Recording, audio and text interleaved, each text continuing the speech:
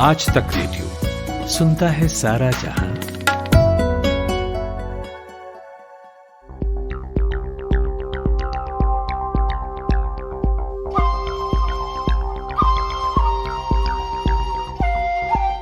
Corona संकट और lockdown से इकोनॉमी और कॉरपोरेट जगत जहां एक ओर परेशान है, वहीं दूसरी ओर रिलायंस इंडस्ट्री में निवेश का सिलसिला लगातार जारी है। रिलायंस जियो प्लेटफॉर्म्स में निवेश की होड़ लगी है। अब सऊदी अरब की पब्लिक इन्वेस्टमेंट फंड PIF जियो में 2% से ज्यादा की हिस्सेदारी खरीदने के लिए 11,000 करोड़ रुपए से ज्यादा का निवेश करेगी। दुनिया की दिग्गज टेक कंपनी फेसबुक के साथ 10% से थोड़ी कम हिस्सेदारी बेचने से शुरू हुआ यह सिलसिला अब कुल मिलाकर लगभग 23 से 25% हिस्सेदारी बेचने पर पहुंच गया है। आखिर क्यों दुनिया की दिग्गज कंपनियां जियो की ओर खींची चली आ रही है? जियो के अंदर आखिर ऐसा क्या छुपा है? नमस्कार, मैं हूं ऋतुराज और आज तक रेडियो के इस पॉडकास्ट में आपका स्वागत है। जियो में लगातार इन्वेस्टमेंट के पीछे क्या कारण है, इसी को समझाने के लिए मेरे साथ हैं आर्थिक मामलों को बारीकी से समझने वाले और इंडिया टुडे हिंदी पत्रिका के संपादक अंशुमान तिवारी। अंशुमान सर, स्वागत है आपका इस पॉडकास्ट में। और सबसे पहला सवाल तो आज यही बनता है कि आखिर जियो के अंदर ऐसा छुपा क्या है कि दुनिया की दिग्गज से दिग्गज कंपनियां उसके पीछे दौड़ी चली आ रही हैं?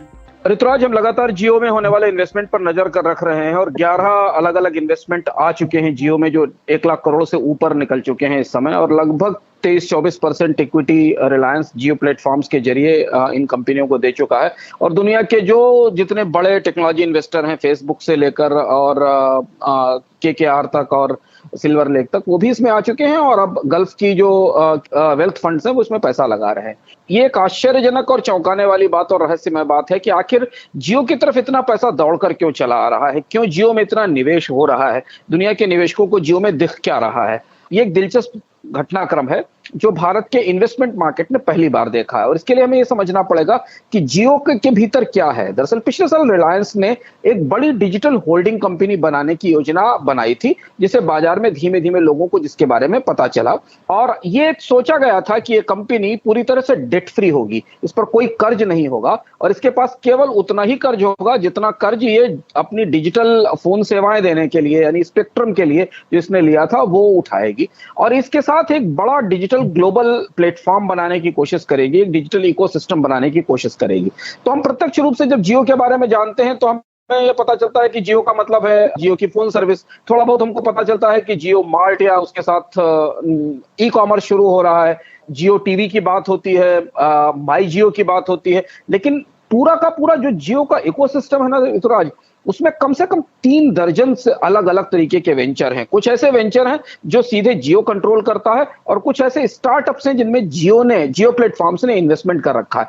उसमें कौन कौन सी चीजें हैं ये हमारे लिए जानना जरूरी है। इसमें जियो टीवी है, इसमें माई जियो है, इसमें जियो न्यूज है, इसमें जियो क्लाउड है, इसमें जियो कॉल है, इसमें जियो चैट है, इसमें जियो सिक्योरिटी है, इसमें जियो हेल्थ है, इसमें जियो स्विच है, इसमें जियो ब्राउजर है, इसमें जियो प्राइम है, इसमें जियो गेम्स है, इसमें जियो एडवर्टाइजिंग है। ये जियो प्लेटफॉर्म्स के अंदर आने वाली दर्जनों सेवाएं हैं जो वायरलेस ब्रॉडबैंड में, होम ब्रॉडबैंड में, एंटरप्राइज ब्रॉडबैंड सर्विसेज में, रेडियो में और बाकी चीजों में है। ये एक हिस्सा है जियो का। दूसरा हिस्सा जहां जियो प्लेटफॉर्म ने बड़े पैमाने पर स्टार्टअप्स में इन्वेस्टमेंट कर रखा और इसमें ऑनलाइन म्यूजिक है, इसमें ऑनलाइन एजुकेशन है, इसमें आर्टिफिशियल इंटेलिजेंस के प्लेटफॉर्म है, हैप्टिक जैसे क्लाउड बेस्ड और भी सर्विसेज हैं, जैसे कि रेवायर है या संख्या सूत्रा लैब है या फन फुट है। इस तरीके की कई सारी कंपनियां हैं जिनमें जियो ने एक बड़ा इकोसिस्टम बनाया है। धीमे धीमे दुनिया के निवेशकों को यह पता चल रहा है कि रिलायंस जियो और जियो प्लेटफॉर्म्स भारत में डिजिटल इकोनॉमी के सबसे बड़े प्लेयर के तौर पर उभरने वाला है, जिसके पास पहले से ही ऑनलाइन बाजार में और मोबाइल और टेलीफोनी के बाजार में पहले से ही उसे काफी बढ़त मिली हुई है। आखिर जियो का फ्यूचर इसके बाद कैसा हो सकता है? जियो की पूरी योजनाओं को जब आप भीतर से समझने की कोशिश करें और इतने बड़े निवेश को गहराई से समझने की कोशिश करें तो जियो एक बहुत बड़ी अपॉर्चुनिटी दिखता है। और इस अपॉर्चुनिटी को समझने के लिए हमें जानना पड़ेगा कि हमारे पास जो अलग अलग नंबर से अलग अलग एस्टिमेट्स आ रहे हैं उस हिसाब से अगले 3-4 साल में भारत की जो डिजिटल इकोनॉमी है वो करीब करीब $1 ट्रिलियन के आसपास हो जाएगी। जो नाम मैंने आपको बताया और जितनी तरीके की सेवाएं जियो के अंदर हैं या जियो ने जितने तरीके के स्टार्टअप्स में इन्वेस्टमेंट कर रखा है उस तरह से जियो भविष्य में आपके गाने से लेकर आपके खाने तक और आपके टीवी से लेकर आपके फोन तक और आपके आर्टिफिशियल इंटेलिजेंस सिक्योरिटी से लेकर ऑनलाइन न्यूज से लेकर डिजिटल हेल्थ केयर तक सारे क्षेत्रों में मौजूद होगा। और लगभग ये वैसी ही अपॉर्चुनिटी बनती दिख रही है पूरी दुनिया के निवेशकों को जैसी अपॉर्चुनिटी उनको कभी अलीबाबा में दिखाई दी थी, जैसी अपॉर्चुनिटी उनको टेंसेंट में दिखाई दी। अलीबाबा एक ऐसी कंपनी है जिसके इन्वेस्टमेंट डिजिटल इकोनॉमी के सारे अलग अलग क्षेत्रों में है। वो चीन के भीतर भी और चीन के बाहर भी, भारत में भी कई सारे स्टार्टअप्स में उसका इन्वेस्टमेंट है। या हम टेंसेंट को मान लें, टेंसेंट ने इसी तरह से चीन की बहुत बड़ी मेजर टेक्नोलॉजी मेजर है जिसने बड़े पैमाने पर डिजिटल इकोनॉमी के अलग अलग हिस्सों में निवेश कर रखा है। या हम उदाहरण ले सकते हैं अमेजन का कि अमेजन ने यूएस में डिजिटल इकोनॉमी के बहुत सारे सेक्टर्स में cloud computing, Amazon services, Amazon pay, Amazon film, Amazon prime, Amazon author channel, Amazon web services, Amazon market place web services इनमें निवेश कर रखा है। या आप मान के चलें कि रेटुकेन जापान की जो सबसे बड़ी आईटी मेजर कॉन्ग्लोमरेट है जिसने मार्केटिंग में डिजिटल इकोनॉमी के सारे हिस्सों में निवेश कर रखा है। धीमे धीमे जियो प्लेटफॉर्म उस तरीके की कंपनी के तौर पर बनाने की कोशिश की जा रही है और मुकेश अंबानी ने इस मॉडल को इस तरह से पूरी दुनिया के सामने मार्केट किया है और इसलिए दुनिया के निवेशक प्रीमियम पर इसमें इक्विटी खरीदते चले आ रहे हैं। और इसलिए निवेश बढ़ते आज ये बाजार मान रहा है कि जियो प्लेटफॉर्म्स का वैल्यूएशन करीब 65 से $70 बिलियन के आसपास पहुंच चुका है। और जो निवेश इसमें आ रहा है वो इसे फ्यूचर में एक बड़े डिजिटल कॉन्ग्लोमरेट के तौर पर तैयार करने की कोशिश है जो न केवल असंख्य तरीके की टेक्नोलॉजी सर्विसेज चलाएगी बल्कि शायद बहुत सारे बड़े स्टार्टअप्स को भी अपने पैसे से फंड करेगी और उनकी सेवाएं अपने साथ लेगी। लगातार आ रहे इन्वेस्टमेंट के बीच अब तक कितनी कंपनियां आ चुकी हैं और मतलब आगे की रणनीति क्या हो सकती है अब यहाँ से? 11 कंपनियां करीब आ चुकी हैं। क्योंकि जियो अभी रिलायंस इंडस्ट्रीज का पार्ट है, जियो प्लेटफॉर्म्स रिलायंस इंडस्ट्रीज का पार्ट है, तो करीब करीब 24% के आसपास इक्विटी डाइवेस्ट हो चुकी जो कि बड़ा इक्विटी डाइवेस्टमेंट है।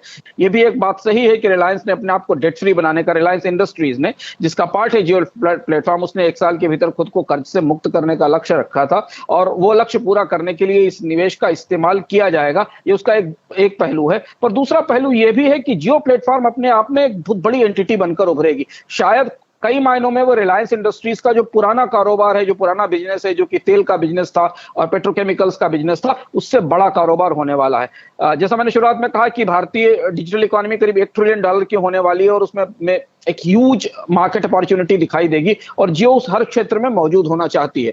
तो अब इसके आसपास दो लॉजिकल एक्सटेंशन हमें दिखाई दे रहे हैं और जो लगता है कि ये चीजें जिस तरफ जाएंगी शायद थोड़ी बहुत इक्विटी की सेल और होगी क्योंकि 25% 1/4 के आसपास इक्विटी बिक चुकी है। लेकिन रिलायंस ने ध्यान रखा है कि किसी भी एक इन्वेस्टर को इतनी इक्विटी नहीं दी है कि वो कंपनी के बोर्ड में आकर कुछ कर सके। सबकी इक्विटीज 9% से नीचे हैं, 2-2, 3-3%, 4-4% के हिस्सेदार हैं। अब इसके बाद रिलायंस को अगले कदम के तौर पर जिस बात की उम्मीद बाजार में की जा रही है कि शायद जियो प्लेटफॉर्म्स को एक अलग एंटिटी के तौर पर रिलायंस से अलग किया जाएगा और शायद एक नई कंपनी जियो प्लेटफॉर्म्स या जियो के नाम से शेयर बाजार में लिस्ट होगी और उसका एक बहुत अच्छा वैल्यूएशन होगा क्योंकि उसका पहले से ही बाजार ने एक बड़ा वैल्यूएशन कर लिया है और उसमें इतना सारा इन्वेस्टमेंट आ चुका है। तो शायद जियो आईपीओ लेकर आए और इसको बाजार में एक अलग से लिस्ट कराए और उसके बाद डिजिटल स्पेस में भारत में एक बड़ी नई कंपनी का उदय हो, इसकी संभावना है, इसका आकलन बाजार कर रहा है। अगर रिलायंस से अलग होकर जियो एक अलग एंटिटी बनती है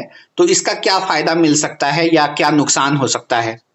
इसका फायदा सबसे बड़ा तो यह है कि भारत में डिजिटल स्पेस में एक बड़ी कंपनी बनेगी। अभी जो निवेशक हैं जिन्होंने रिलायंस में निवेश कर रखा है शेयर होल्डर्स के तौर पर, उन्हें इस वैल्यूएशन का या इस वेल्थ का कोई हिस्सा नहीं मिल रहा है जो वेल्थ जियो प्लेटफॉर्म्स में आ रही है। पूरी दुनिया से वैल्यूएशन आ रहा है क्योंकि वैल्यूएशन रिलायंस इंडस्ट्रीज में जा रहा है। हमेशा इससे जब नई कंपनी बनेगी तो नए निवेशकों को नए प्लेटफॉर्म्स में इन्वेस्ट करने का मौका मिलेगा, आईपीओ आएगा और रिलायंस के लिए एक बड़ा स्टॉक मार्केट में एक एक बड़ी दूसरी पहुंच बनाने के लिए और निवेशकों के बीच जाने का मौका मिलेगा, जैसा कि रिलायंस इंडस्ट्रीज के साथ साथ है। और दूसरा ये कि एक बड़ी टेलीकॉम एंटिटी, एक बड़ी डिजिटल एंटिटी बनकर बाजार में आएगी, जिससे उसके कामकाज में गहरी पारदर्शिता दिखाई देगी। और शायद यही भविष्य में होगा। अब यह फैसला रिलायंस के बोर्ड को रणनीतिक तौर पर करना है कि वो कभी से डीमर्ज करेंगे और कभी से अलग कंपनी के तौर पर ले जाएंगे, लेकिन बाजार अब बेसब्री से इंतजार कर रहा है कि उसे रिलायंस की एक नई एंटिटी में निवेश करने का मौका मिले। शुक्रिया अंशुमान सर इस जानकारी के लिए। कैसा लगा आपको हमारा यह पॉडकास्ट? कोई सुझाव हो या कोई शिकायत तो लिख भेजिए हमें radio@aajtak.com पर। शुक्रिया।